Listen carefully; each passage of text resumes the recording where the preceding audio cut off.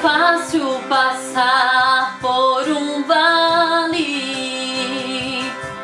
mas o vale tem sua função. Ele nos aproxima de Deus e nos ensina a ter mais comunhão. É no vale que você aprende a estar na posição que Deus quer.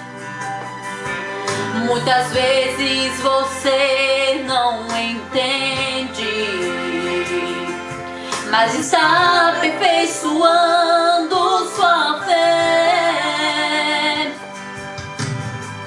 Quando a prova terminar, você vai glorificar, e a bênção que recebeu vai saber valorizar.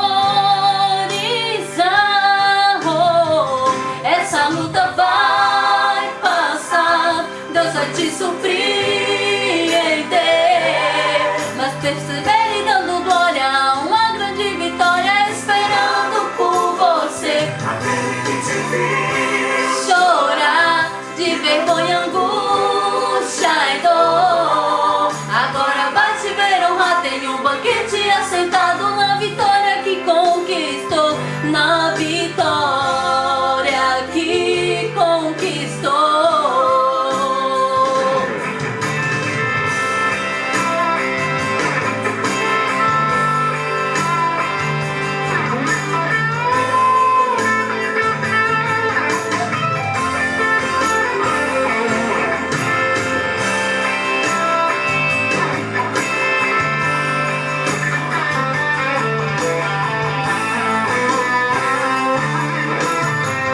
Quando a prova terminar, você vai glorificar, e a bênção que recebeu vai saber valorizar.